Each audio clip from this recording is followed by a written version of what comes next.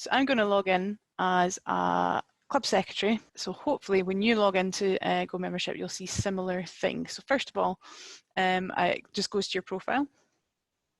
And if I go to my menu, I've got, this is all my section up here, it's a member area.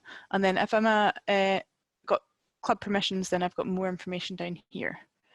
So since we were looking to look at adding new members, we'll jump to club members to start with. And hopefully the details for my club example paddling club will load. There's two different ways you can add members. So either you can add them using these green buttons here, or you can add them by bulk. So first of all, we'll look at the just adding individual people. So this is where it's going to look slightly different. So some of the terminology is a little bit confusing sometimes, and it's just because it's the same throughout all of the IT suppliers platform.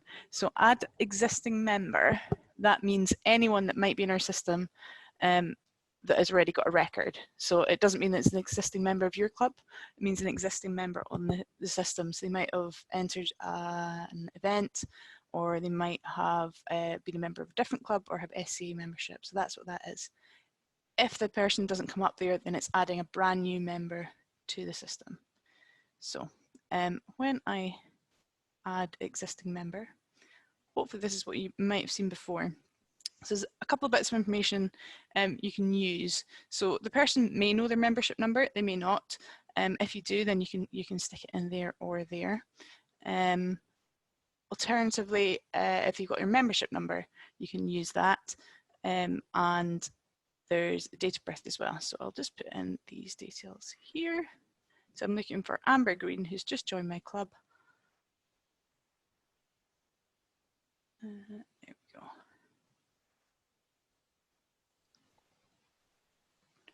Okay, so what that's done now is sent an email to Amber Green. That means that the system's found Amber. It's matched the details that you've got there. It's going to send her an email and ask her to confirm that she is a member. Now I can just quickly do that, hopefully.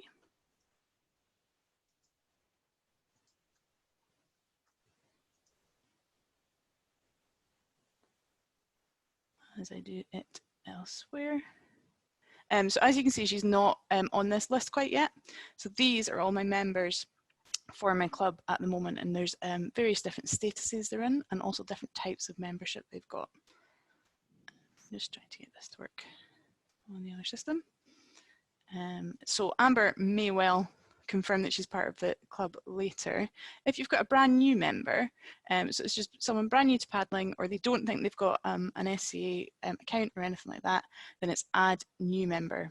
Now, this is one of the bits that looks slightly different to normal. So at the moment, when you say add new member, you get a box that looks a bit like this. So at the moment, if you added someone in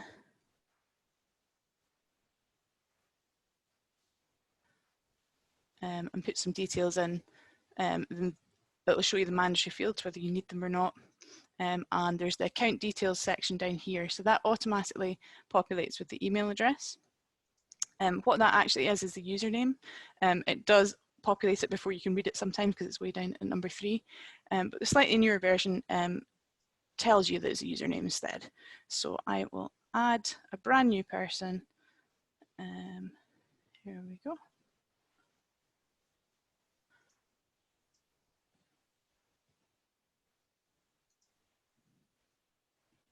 And some details for Peter.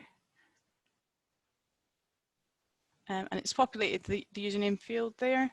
And I know his.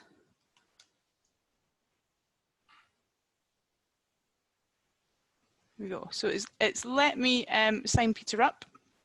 So that means it's not found any other details for him in the system. And he has appeared here. So here is Peter, who we've just added. He's got no membership at the moment. And in the meantime, Amber has confirmed by clicking in her email that she is a member of this club. So we've got her on there as well. Hopefully this is all making sense so far. As we go through, actually Paul Knox is not joining the club after all, so we're going to take him off. So we're going to remove him from the club. And Just while you're doing that, Claire, do you mind Yep. if I chip in and answer some? There's 3 questions that have come in the chat box. Yeah, of course, yeah.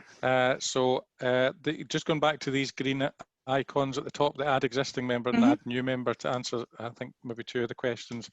The add existing member really is add anyone that's already in the system. And to do that, you need 2 pieces of information, which might be email, might be membership number, might be date of birth. So if you don't know some of that, you know, that will get you around some of the situations where somebody already exists. But if there's a duplicate email address or they don't know their membership number, then that may create an issue. All you need to do is send an email into the office and Claire or someone will then link them. So that's no problem at all if you don't know, or they don't know, or it's somebody that doesn't have an email address at all. So they might have you know, been entered by another club and have no email address on the record in the past. So these are sort of exceptions rather than the norm. But appreciate they're frustrating at the time when you're trying to do something and suddenly you get a barrier that you can't get over until we do something manual. The other bit to mention there is that the default was that the username would default to the email address, and if you've used the same email address for multiple people in the same household, that creates the problem. So I think Claire sort of explained that it's absolutely fine to have multiple email address, multiple people with the same email. So siblings, parents, partners, all sorts of, you know, we can have 20 people with the same email without any problem. The default is that the username changes to their email, and that can't be the same for more than one person. So that's where you just need to change it manually. It's a bit more obvious in the upgrade in a few weeks' time where it's called username, and that should alert you a bit clearer. But as Claire's just done there, just change it to something that will be more unique. And if you type in, you know, John.Smith might not be unique because there might already be one of those. So you just add some numbers at the end. So I appreciate that's not obvious when you're in it, but that's all you need to do. That's your sort of tip when you're adding new people. When you try and create a new member, actually, which is probably what you're about to go into, Claire, or have you done that bit? So yeah, we've created new members, So when you create a new member, the system will look for duplicates, and it's checking 4 pieces of information there. So it's looking for postcode, surname, date of birth, and email address. And if it matches 3 of those 4 things, it will think it's probably the same person. So it won't let you create a new record if it matches 3 of those 4 data points. And instead it will say, try the add existing member. And if that still doesn't work, or you don't have the information for that, just send an email. Claire is very used to getting some of these emails just to say, this person's already in, can you relink them or link them to our club? Okay. Yeah. So the other way out, if you've got a few people or you've got lots of information about them and you want to upload them, instead of adding them individually each time, you can do a bulk upload instead.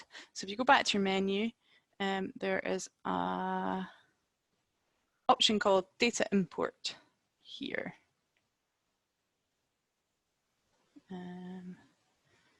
There we are. And it tells you the steps you're going to need to go through. You see, let's get started. You can download the file, which I'll just show you an example of at the moment. And it's got some test data in there as well, which is quite helpful. So you can see what kind of format they're expecting for each thing. If it's got a little asterisk, that means it's a mandatory field. Some things like country, you need to pick from the drop down or make sure it matches. So you can fill all that information in. And then essentially you just upload it and it will go through checks to check that all the data is correct in there. So that's the other option there. And again, if you're having any issues with it at all, then just drop us an email and we can look into it and see why that might be. But that could be a way to save some time if you've got a large club, because I know lots of members sort of come and go for lots of people. If I jump back into my club, so I've just clicked on club members again as it loads. Okay, so even though I've clicked on club members, this is my whole club screen here. So the top left should be the name of your club and the address. Club checklist here are 3 things that you're looking for 3 green ticks ideally. So the club profile, if you hover over the little tick, it will tell you, it says all profile details are complete, so all the mandatory fields are filled in, so that's great. And same for the details as well, they're all filled in. But affiliation has got a question mark at the moment. And the little message says your club has not purchased a license or existing license has expired. Please click club affiliation to proceed. So either you can click here or you can click up here. It takes you to the same place. There's just a little checklist. So if we go to club affiliation, we can see what kind of status it's in at the moment for this club. Here we go. Okay, so what it's done here is it's worked out the correct tier depending on my members that have got valid memberships at the moment. So if I wanted to renew, I'd need to click on that, read through all the terms and conditions and tick them and check out. However, it said I must renew 50% of my club before proceeding. So I need to sort out all my club members of who's a member, who needs club associate membership, who needs removed before I do my affiliation. So we go back to members, we can have a look and see the different statuses people are in at the moment. So there's a few things on the screen you can use to filter all your members that makes it a little bit easier to work out what's happening and who needs some action. So this little button here, at the moment it's got 3 little lines in the switch view. So some people find this easier to read, some people don't. So that's just the same information, but in a table instead. And it's got my color coding again of what membership they've got. And if you click it again, it goes back to this default view of everyone gets a little tile. These circles up here should be quite helpful. Now, because it's a test environment, these numbers won't exactly match what I've got below here, but they'll still work as filters. So all members, that's showing all 9 people who at the moment I'm saying are in my club.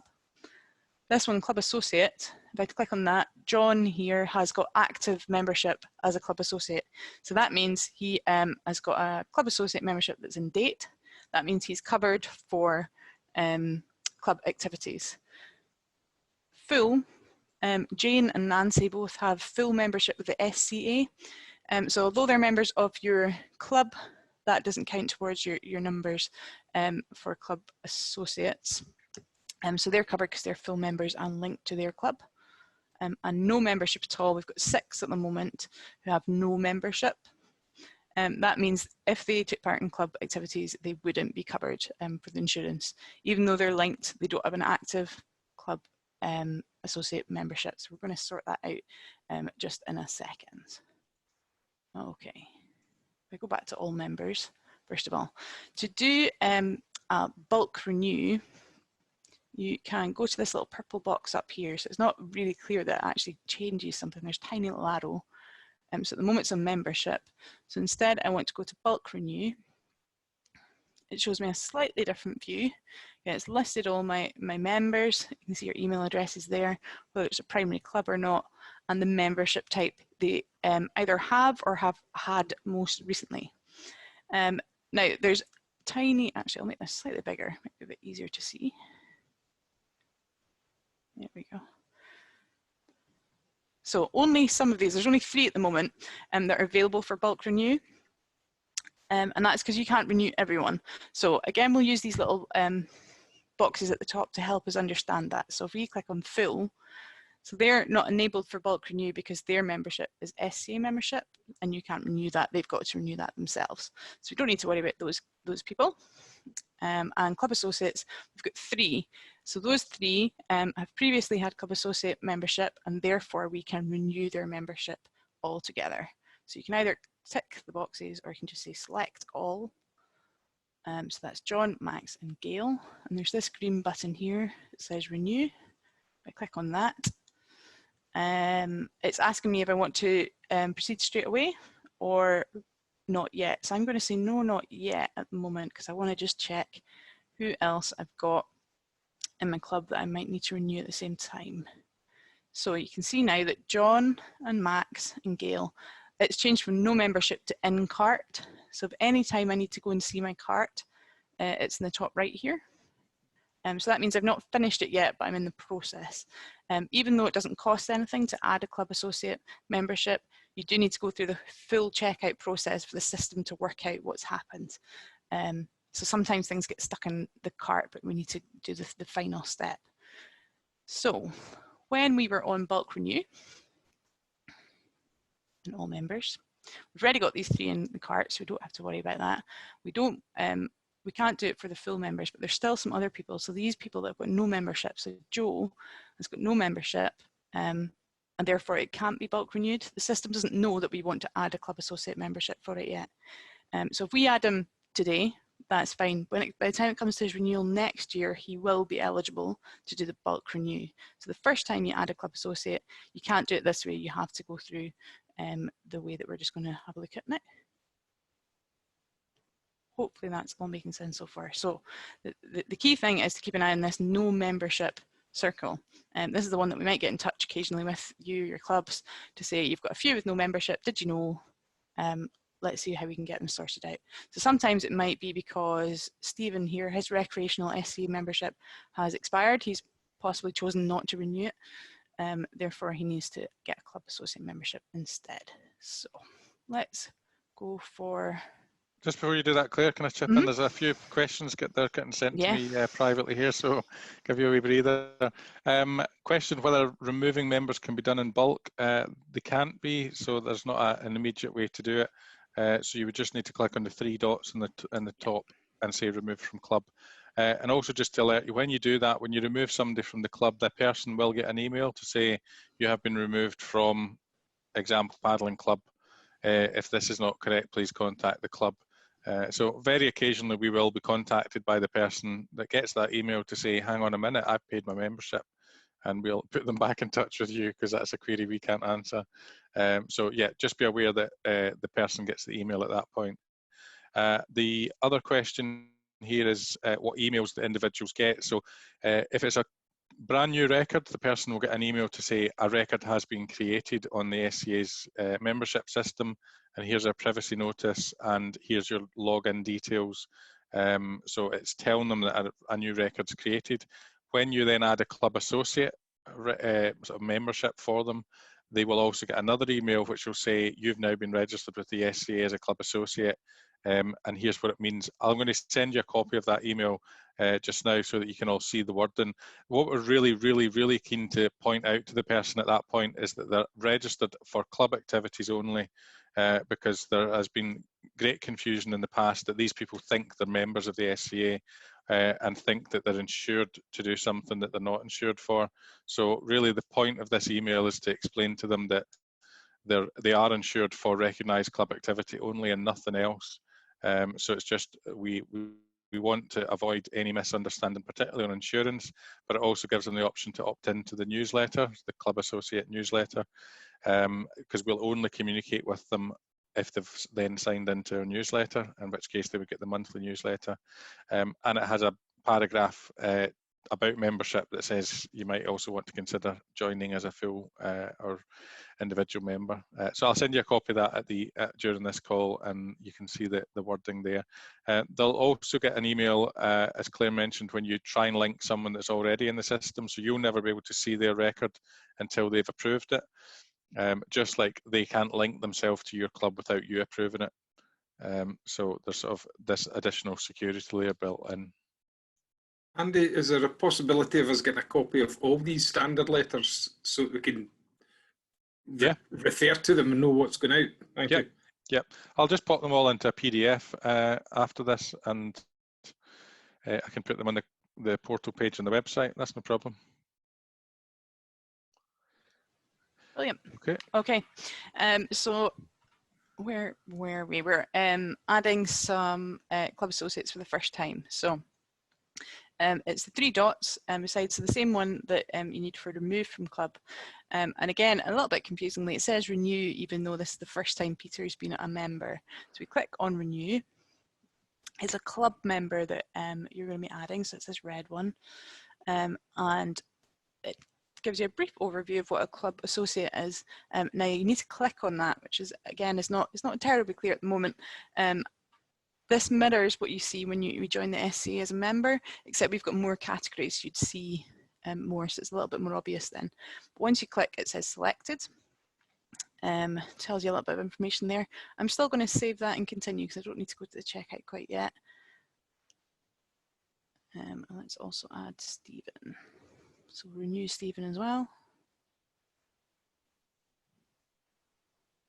Here we go, we can see people that are in the cart, and Amber has confirmed via her email that she is a member. And I'll go to the checkout this time. Just as that loads. Okay, so this is just a quick summary of who I've got. It's a club associate for everyone. It's got their names as well. And the total is 0. So that is at the checkout. And even though it's 0, you need to complete order up here. So when you go through other transactions on the system, it's usually got payment options, but all you need to do is complete order. The system will update from there. It's a slightly slower. There we go, that's confirmed it. I just want to double check that, so I'm going to go back to my menu, back to my club members, and hopefully now it will show more active members and fewer people with no membership. So there we go. So Joe Blogs, still membership expired there at the moment now. That could be, maybe I'm on the phone to Joe or working out if he does want to join. He's not paid his subs yet, so I'm not going to renew him. I can go back to Club Affiliation now. And it wouldn't let us beforehand because we hadn't renewed enough of our members. But hopefully now it'll have a look. We're still in this tier, we're still in tier 1 because we've got fewer than 21. Select that just as we did with the Club Associate membership. Read all the terms and conditions, made sure that was ticked, and check out. So it just wants to double check that I'm happy with that. There we go. So this time it's slightly different. It's got my payment options instead. It's confirming that it's tier 1 because I've got 0 and 20 people, and it's £110. So there's various different ways here. So you can request an invoice, pay via direct debit, or pay with card if this is first time. If you already pay by direct debit, the club does, you can request invoice, and what will happen is in the office we'll match your direct debit payment to your invoice, just to make sure that we've got everything we need at the right time. So I'll request invoice. It's automatically chosen the information I need. It's got my address there. And request invoice at the bottom. There we go. Now I'll jump back, just double check everything looks okay.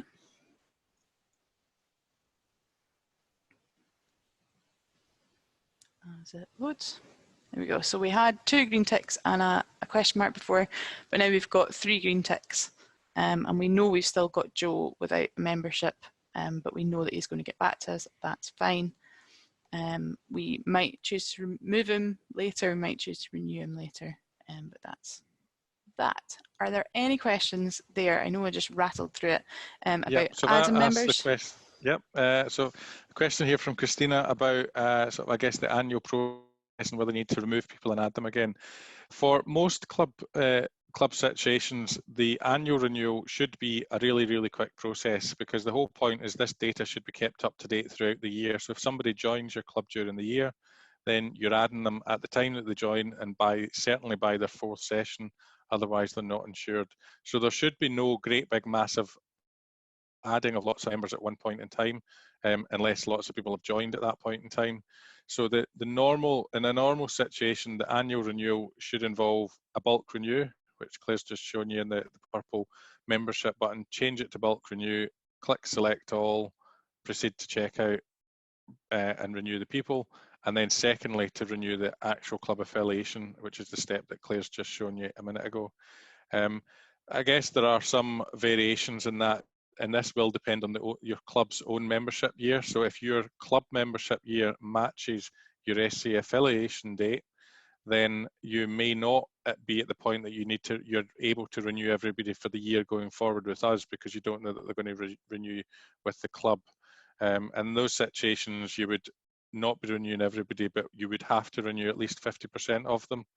So on the 3 wee dots that Claire's shown you just now, you can click hide, And effectively, I would call this putting them in the cupboard, but it's taking them off the screen here, which sort of gets them out of your vision. But to get them back, you need to click on this tiny little icon on the top right, which is a wee eye, and that's just got them out of the way. So, you know, there are some clubs that hide everybody or most of the people and then bring them back one at a time. I mean, if you're a huge club, that might be helpful, but in a lot of cases it just confuses it because you're sort of putting them onto another layer and behind the scenes, and then you might forget that they're there. Okay, thank you. No problem.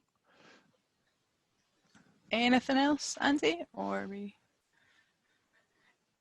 A question from Chris just about the tiers. So I guess we are on the multiple tiers. We've had this conversation a few times, but the tiers, which is up to 20, 21 to 40, 41 to I think to 100, 101, and so on. It goes up, and that determines your fee. We recognise that at certain levels, it sort of does it make sense to be. We've never, if a club triggers into the next point in the course of the year, we've never charged them extra. We want you to grow. We don't want to penalise you for growing.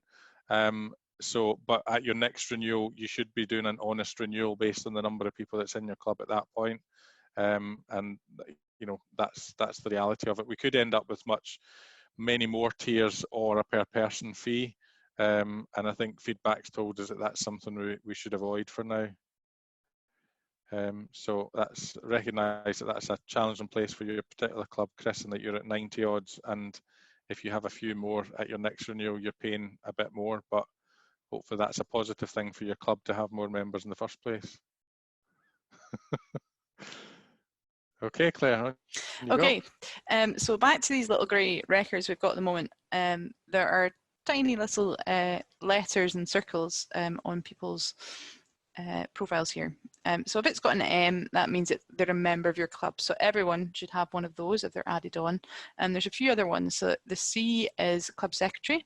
So I'm logged in as Jane at the moment, so that's why I can see that. John here has got an R and an S, which means he's the safeguarding officer.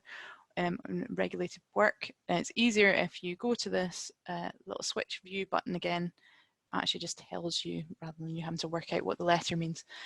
So if we're looking down there, we can see that we've got a safeguarding officer. We've got one person that says they're in regulated work at the moment. Now, if we want to change that at all, we're going to go to John. Okay, so this is John's information and it's club role here. So if I want to update his roles, there are all the different options. Now, one of them might be useful is online administrator. It means you can make someone else in your club an online administrator. So it's not just the club secretary that can log on and do some of this stuff, which is helpful. So it's not always one person. And there's various other things there that you can assign to people.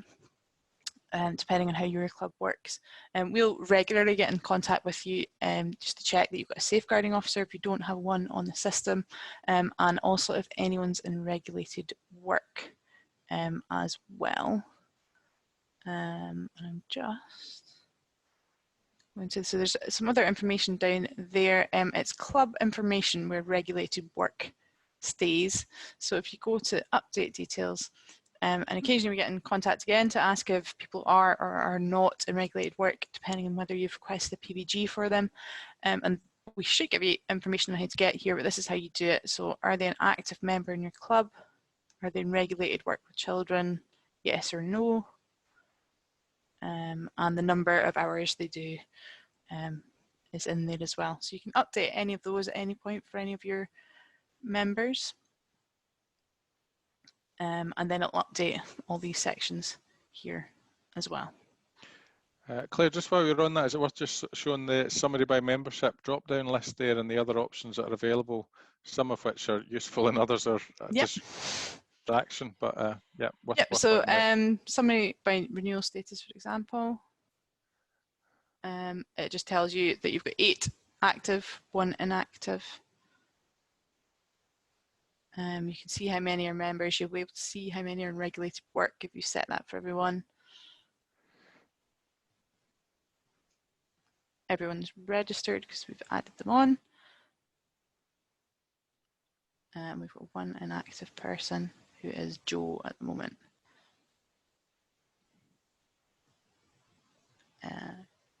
Yep, I've forgotten about that one. Thanks. That's a good one. So that's the way you update people's club roles and any other details you've got about them. For updating the club details, just go to the top here or to the left-hand side, and you can update this as well. So if you've got any different disciplines that you might have started, you can change that. Any other information there as well. Save. And your club profile, it's less likely to change very often, but if you've got a new website or if you've got a specific email address for your club, and also if you've got specific coordinates. So these coordinates are generated from your postcodes, but they're not always completely accurate. If there's a particular place you meet, or you know that your postcode doesn't quite send people in the right place, then you can overwrite that as well and save. And it's worth just pointing out that the details there that Claire's just shown you and all those checkboxes, they're used to feed the Go Paddling website, the gopaddling.info site, which is the sort of UK-wide site for beginners that directs a lot of traffic. So especially if you're involved in sort of taster sessions, you're trying to recruit people, you know, the more accurate that is, the better. Yep. Now, there is a section here that says Club Reports. However, you're best to go to Menu and then Club Reports box here. Now, I do have examples of them rather than running them. So all these reports here you can get there, which are useful for you at different times of year or for different reasons. So for example, you can get a list of everyone's qualifications if you need that for any information. So all the qualifications are just along the top. You go to find the one that you need and find your person there. Or PVG report. If you're a safeguarding officer, you can get some information there with dates and numbers, etc. So club report is best to be accessed from down here. It's a bit of a work in progress, those reports, so if you've got any feedback on any of them, then let us know what's useful, what's not useful, if there's anything else you're looking for. So that's the best place to get reports. Do you mind showing the one with the graphs? I think it's called All About Your Club or something. I guess it's part of the ethos of this is that, you know, you're not just putting data in, that you're getting some useful stuff back that'll help you manage your club in a better way. So that report 7 one, All About My Club, really is just giving you some statistical information about joiners, leavers, age profiles, and categories that will, you know, why not once a year print that off or share it around your committee? Because we recognise that you're busy doing a lot of things that you know, how often do you really, would you otherwise sit back and analyse your club membership? So let the system do the work for you, but maybe the output's useful to discuss once a year. And that sort of, you know, that is based on a real club, is a sort of family-friendly club that's got parents and children in it on the Twin Peaks graph. So, you know, understanding the profile of your members sometimes is quite a useful thing to do. Okay, and the last thing on that one is your club description in the details. So you can put in as much or as little information in there if you want as well about your club, just to give a bit more flavour of what you do. Andy, do you want to say anything about credentials? Yep, you can click onto there. So credentials is this sort of generic term for, well, typically what we're using it for clubs is policies or documents. And since 2017 or 18, we've required every club to have a constitution that meets the criteria, that you've got a safeguarding policy, data protection, and in some cases there's other things, other health and safety and policies that's in there. So, you know, please take a chance to go and look and see what's there already. The documents you've sent us in the past should already be on there. In theory, the constitutions and so on will go in with a 5-year expiry. Now we're not reached that 5-year point for any of the clubs, but I guess we envisage just probably sending a reminder to clubs to say your constitution's been there for 5 years. Has it changed?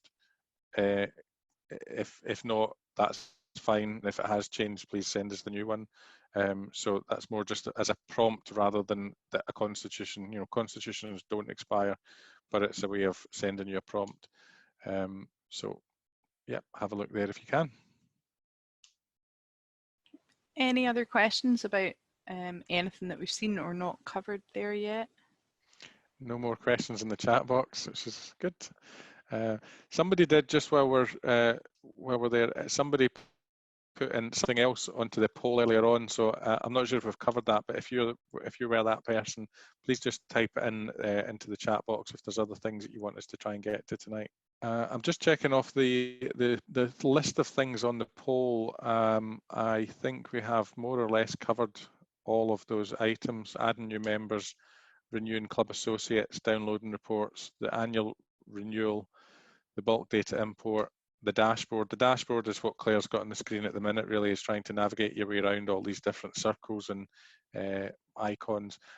Don't forget that there is a search at the top. I mean, we're just showing a tiny club here of 9 people, but some of your clubs, you know, will run into the hundreds. So use the search at the top to try and find people. And remember that you can click through into somebody's record and view more information on their record as well. Okay, are there any other questions or challenges that you're finding that you want to raise at the moment?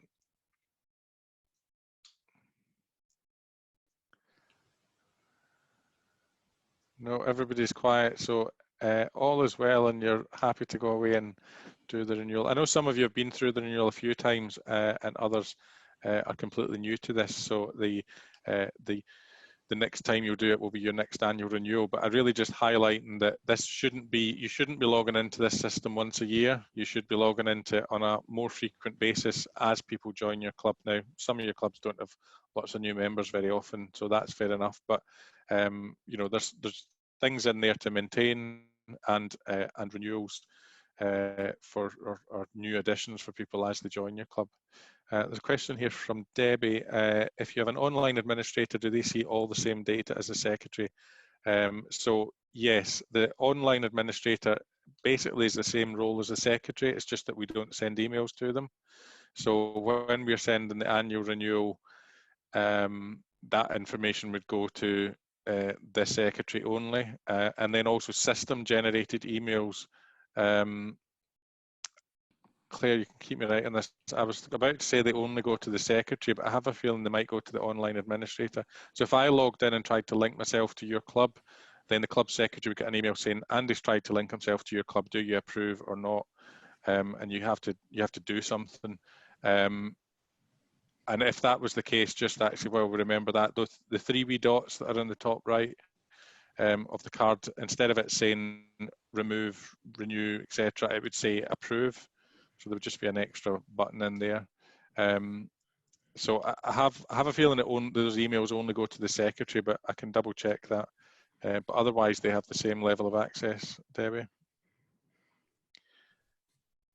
Yeah, and once we have added those permissions, then the menu from the top right, top left, sorry, will have all of the club section. If you can just click on the menu there, Claire, please.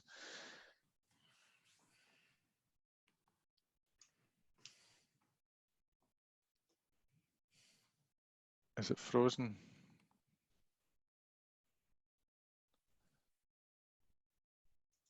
There we go. So basically that, yeah, we've got that now, yeah. So that whole section from My Club, so there's sort of 8 different tiles. They will become visible as soon as we make somebody either a club secretary or an online administrator. And that's something you can do. We don't need to be involved at all. So you can log in just now and make someone else in your club an online administrator. But do that in the knowledge that they've got access to all those records as well. And be sure that you remember to remove the last person. So if you've suddenly inherited the role of club secretary, you might want to review the list of people who have the role already, because you don't want to end up with lots of people that are club secretaries or online admin. There is an option, there's no limit on the number of club secretaries either, so you could have several club secretaries, which will mean they all get the letters and all get the emails, so we might be sending several. Not that we can send any mail at the moment, but in normal circumstances, we would then, we send a letter to club secretaries once a year, and we send a magazine to them every issue of the magazine. So in theory, they would all get them as well. So if possible, try and only have one club secretary, but have multiple online admins if that's what you wish. Ken, you've asked a question here about, is it possible to have more than one club official as an admin? If so, how do you add them? So for example, the chair, you might have a club secretary, you might have a chair, and the chair wants to have online access. So that's just the same process. If we click into record, for example, Claire, and then into club roles, then update. In that situation, we would tick club chair and tick online admin. So the only people of those, all of those roles on the screen at the minute, the only people that have access to the records is the club secretary and the online admin. So if somebody holds one of the other things and you want them to have access, you need to also tick online administrator. I would just add, I think you mentioned it already, Andy, but just get in touch with the office at Canoe Scotland. If there's anything that doesn't look right, or you remember seeing it somewhere and you can't find it, then just let us know and we can try and help you out with it. It is easier if you look at it more often, because you kind of remember where to go and that kind of thing, but we're there to help, so do just get in touch. Yep. Just a couple of other things while I remember the sort of queries that we get. One of them is about club associates trying to log in. So I think we issued some updated guidance back at the beginning of the GDPR a couple of years back. So on your membership forms, it should be clear that you're going to register them on our system. You're not making them SA members, but you're registering them with us. So that shouldn't be a surprise, and the privacy notice should refer to data being passed to the SCA. But in terms of the actual login for the system, they will get an email from us that says you've been registered with us and here's your username and your password, or a link to generate a password at least. They might pay no attention to it and then at a later date not know how to get in. Now, usernames are not always an email address. They might be a membership number or an SCA number. They might be an email address, and they might be any other thing that you or they have created. So they're just, over the course of time, people get confused and they forget what their username is, and that almost is a barrier right at the beginning. There is a section at the login page at the moment that says, what's my username? So if somebody doesn't know their username, they can put in their email address and it will send them an email to say your username is. But that won't work if the email address is on multiple records. So there are just some systems designed to try and deal with the majority of the situations and try and avoid duplicate records, and to try and do these helpful things like password resets and various things. There are occasions where that won't work because the data is not unique and they just need to get in touch. So if somebody's getting stuck by trying to use their username as their email address as the username, then just get them to get in touch. Another question here, can you go over what to do when more than one person has the same email? Yeah, so if we go back to the screen, Claire, with the dashboard, add a new member. So for example, say we're adding siblings, 2 children in the same household, and it's the parent's email address. So here we would put each child, we would do this twice because we would do it for each child. So child 1, enter the details and the parent's email. At the moment, the username, it's called account details at the moment, but the username will default to the email address. So that might be fine, and we would create the record. When we do the same thing for the second child, the username will again default to the email address. But when you try and submit it, it will say, sorry, this person already exists, or this username already exists. And all you need to do there is change it. So this might be child.2 or something else that you're going to change it to. I guess the key point is that email address doesn't need to be unique, but username must be unique. And it can be anything that you want it to be. The other thing that somebody did put in the chat earlier on, what if people don't have an email? So there are still some people out there that don't have email addresses, and we don't want this to be a barrier. So whilst we really want you to avoid this, because if you don't enter an email address for somebody that actually does have one, then it creates a barrier down the line, because we've ended up with people who've been registered by their club, their email address isn't put in, they then try and join the SCA or enter an event or join another club or do something that involves them getting in the system. And if there's no email address on the record, there's no way for us to send them a login. It's just not possible. So, you know, where possible, please enter their email address and be assured that all we're doing is sending them that one email to say, here's your details, because it's, you know, data, and that they've been registered. We're not sending them newsletters or trying to sell them membership or do other things. But if they genuinely don't have an email address, you can just enter noemail@canoescotland.org.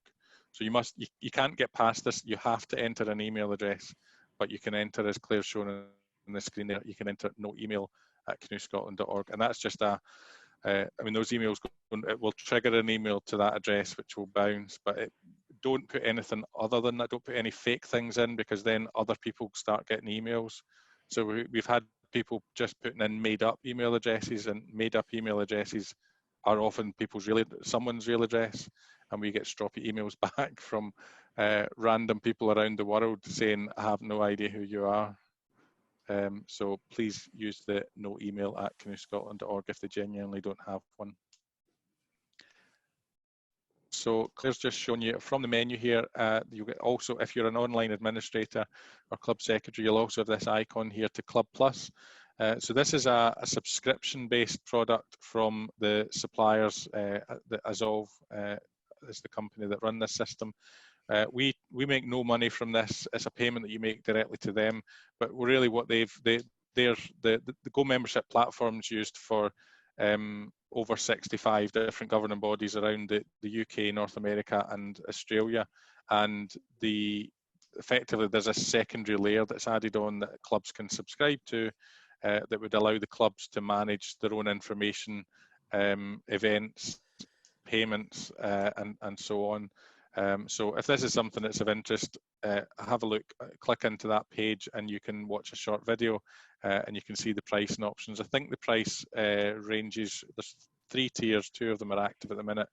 So £12 if you pay monthly. If you pay yearly, it drops. I think you pay 8 months, you get 12 months for the price of 8, I think, if you pay for the year. So there's a whole range of different things in there.